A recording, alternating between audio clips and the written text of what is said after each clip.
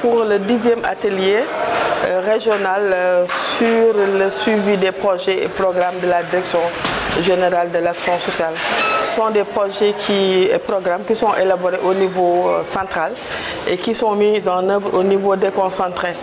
Et depuis 2018, 2019, depuis 2017-2018, on n'a pas eu d'évaluation. Donc les premières évaluations qui ont été faites, c'était de 2014 à 2016.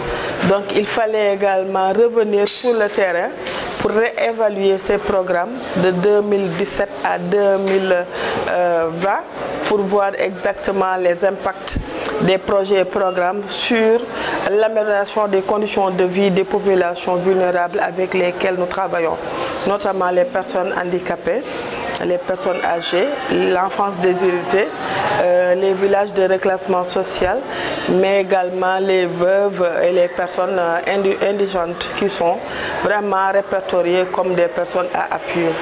Voilà, aujourd'hui nous sommes dans le diagnostic parce que nous venons présenter l'ensemble des services techniques de la Direction générale de l'action sociale, va venir présenter devant le gouverneur et les autorités coutumières et les autorités locales les projets qui sont développés au niveau du niveau central.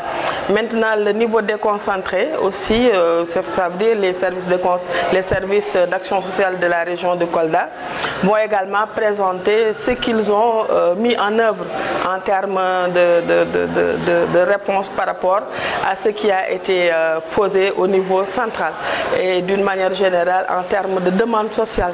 Donc, sur la base de ces présentations, les populations bénéficiaires sont présentes et vont dire exactement comment ils ont senti les projets qui ont été mis en œuvre. Est-ce que ce sont des projets qui méritent d'être reconduits?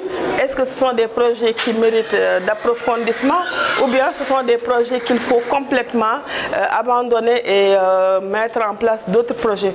Parce que nous savons que ce sont des projets qui ont fait pratiquement leur temps, parce que ce sont des projets qui ont fait plus de 6-7 ans, qui ont atteint leur durée de vie. Donc il nous faudra avoir de nouveaux projets, mais pour ça il faut vraiment que les populations qui sont bénéficiaires de ces projets, mais également les autorités administratives et les autorités locales qui également accompagnent nos services déconcentrés dans la mise en œuvre de ces projets puissent évaluer pour qu'on puisse repositionner d'autres projets. Parce que vous savez que depuis 2012, nous avons abandonné la politique d'assistance qui permettait d'assister carrément les populations et nous allons adopter le paradigme de l'autonomisation. Et quand on dit autonomisation, c'est vraiment soutenir les populations pour que ces populations puissent se prendre elles-mêmes.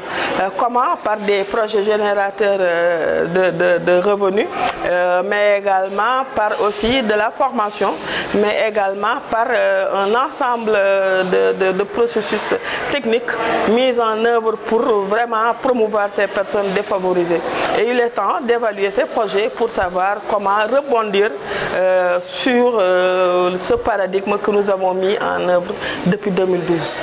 Des chances, ça a été également un programme d'accélération parce que le président de la République avait instruit que pendant la période Covid, que les personnes vulnérables puissent se soigner vraiment sans problème. Donc pour nous, la carte d'égalité des chances permettait à ces personnes vraiment d'accéder aux services de santé parce que c'est une carte qui a 7 services dont le service d'accès à la santé et à l'assurance sociale, mais également à la bourse familiale pour que ces personnes puissent se prendre en charge.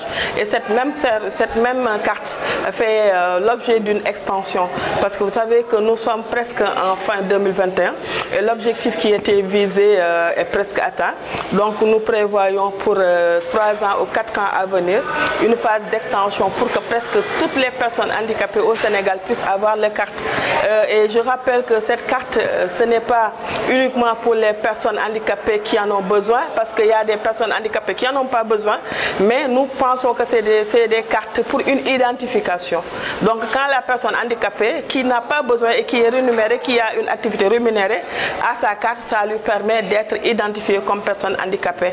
Et c'est une carte même internationale. Quand vous allez dans un autre pays, étant bénéficiaire de cette carte, vous pouvez accéder aux services dans ce pays qui sont réservés aux personnes handicapées.